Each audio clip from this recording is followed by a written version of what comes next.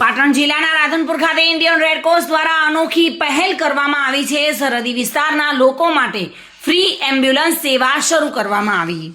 પાટણ જિલ્લાના રાધનપુર ખાતે Indian Red Cross society દ્વારા રાધનપુર તાલુકાની અને શહેર તેમજ સરહદી વિસ્તારની જનતા માટે આરોગ્યની ચિંતા કરી ડોક્ટર નવીનભાઈના નેતૃત્વ નીચે એમ્બ્યુલન્સ ચલાવવામાં આવી રહી છે। તેમની સારી કામગીરીને લઈને ગરીબ અને જરૂરિયાતમંદ દર્દીઓમાં ખુશી જોવા મળી હતી। તેને લઈને ડોક્ટર નવીનભાઈ ઠક્કર તેમજ બોર્ડ ઓફ ડિરેક્ટર્સ દ્વારા દાતાઓના સહયોગથી એમ્બ્યુલન્સ સેવા ફ્રી કરવામાં આવી છે।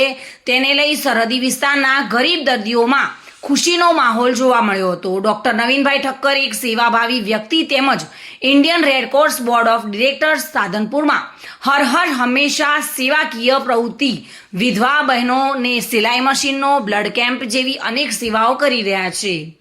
તેમની કામગીરીને લઈને લોકોમાં ખુશી જોવા મળી હતી। રાધનપુર તેમજ સરહદી વિસ્તારની જનતાને આરોગ્યની સેવા અને ચિંતા કરી ફ્રી એમ્બ્યુલન્સની સેવા કરતા ઇન્ડિયન રેડક્રોસ સોસાયટીના ડોક્ટર નવીનભાઈ ઠક્કર તેમજ દાતાઓના સહયોગથી આ સેવાકીય પ્રવૃત્તિને સરહદી વિસ્તારના લોકો માટે જાહેર કરવામાં આવી હતી।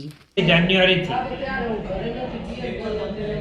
સમગ્ર રેડક્રોસની પ્રવૃત્તિમાં ખાસ ધ્યાન ખેંચે એવી એક સેવાકીય પ્રવૃત્તિ ફૂલપુરા ગામના અને રાધનપુરમાં ગંજમાં વ્યવસાય કરતા રણછોડભાઈ જયવંતભાઈ ચૌધરી દ્વારા પ્રાયોગિક ધોરણે પ્રથમ 1 વર્ષ માટે, આમ તો એમણે દાન કાયમી ધોરણે જાહેર કર્યું છે, પણ અમે પ્રાયોગિક ધોરણે 1 વર્ષ માટે માત્ર નજીવી રજિસ્ટ્રેશન ફી લઈ અમદાવાદ, મહેસાણા, પાલનપુર, ડીસા, પાટણ જેવા શહેરોની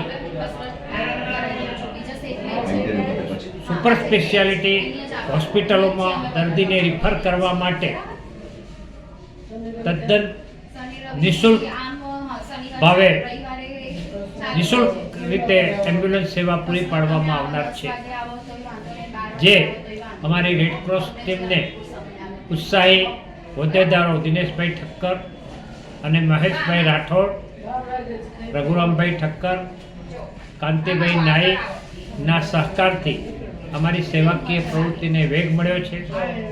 મહેશભાઈ રાઠોડ અને દિનેશભાઈ હર હંમેશ નવા પ્રોજેક્ટો આ વિસ્તારમાં લોકોને લાભદાયી નીવડે, એમના સ્વાસ્થ્યમાં એક ઉપયોગી પુરવાર થાય એવા પ્રોજેક્ટો લાવવામાં મહેશભાઈની આગવી કુનેહને પણ આજે બિરદાવતા હું